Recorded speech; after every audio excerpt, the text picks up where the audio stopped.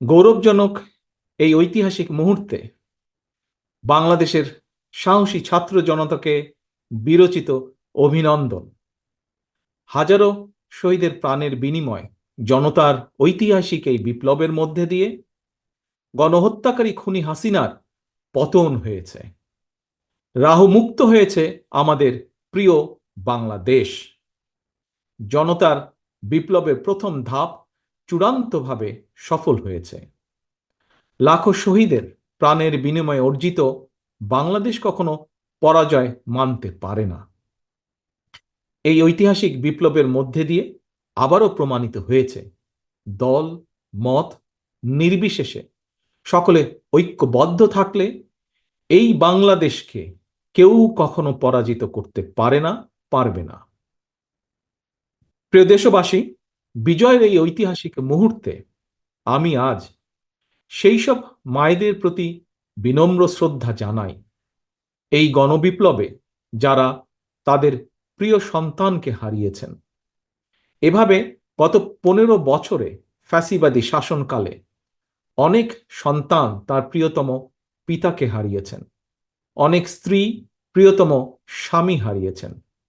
গুম খুন অপহরণ করে অসংখ্য মায়ের বুক খালি করে দেওয়া হয়েছে। আপনাদের সন্তানের শহীদ মৃত্যু, স্বজনদের ত্যাগ তিতিক্ষায় 2024 সালের 5ই আগস্ট প্রিয় বাংলাদেশ আরেকটি বিজয় দেখেছে। জনতার ঐতিহাসিক বিপ্লব সফল করতে গিয়ে অসংখ্য ছাত্র জনতা আহত হয়েছেন।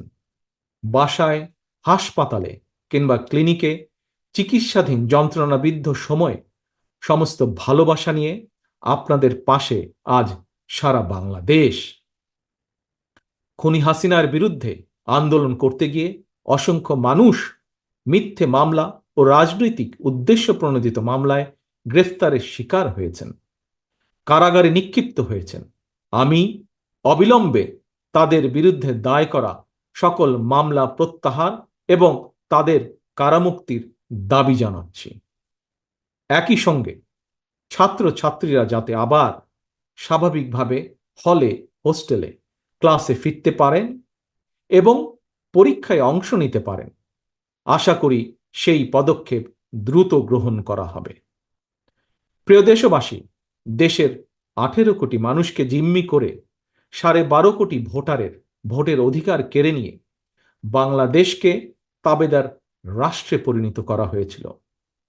হত্যাকারী, গণহত্যাকারী খুনি হাসিনার পতনের মধ্যে দিয়ে জনগণ তাদের গণতন্ত্র, মানবাধিকার, লুণ্ঠিত ভোটের অধিকার পুনঃপ্রতিষ্ঠার পথ সুগম করেছে। এর মধ্যে দিয়ে জনগণের বিপ্লবের প্রথম ধাপ সফলভাবে সম্পন্ন হয়েছে। এরপর একটি অবাধ সুষ্ঠু নির্বাচনের মধ্য দিয়ে যেদিন দেশের 12 কোটি ভোটার নিরাপদে নিশ্চিন্তে ভোট দিয়ে জনগণের কাছে জবাবদিহিমূলক সরকার প্রতিষ্ঠা করতে পারবে, রাষ্ট্র, সরকার, শাসন প্রশাসনে মুক্তিযুদ্ধের মূল মন্ত্র সাম্য, মানবিক মর্যাদা প্রতিষ্ঠিত করতে পারবে, সর্বোপরি একটি গণতান্ত্রিক বৈষম্যহীন রাষ্ট্র সমাজ গড়তে পারবে, তখনই জনতার ঐতিহাসিক বিপ্লবের চূড়ান্ত সফলতা আসবে। প্রিয় দেশবাসী, জনতার ঐতিহাসিক বিপ্লবকে চূড়ান্ত লক্ষ্যে পৌঁছতে তাই যথাসম্ভব দ্রুততম সময়ের মধ্যে একটি অবাধ, সুষ্ঠু, নিরপেক্ষ নির্বাচনের আয়োজন করতে হবে। জনগণের দ্বারা নির্বাচিত প্রতিনিধিদের কাছে দ্রুততম সময়ের মধ্যে অবশ্যই ক্ষমতা হস্তান্তর করতে হবে।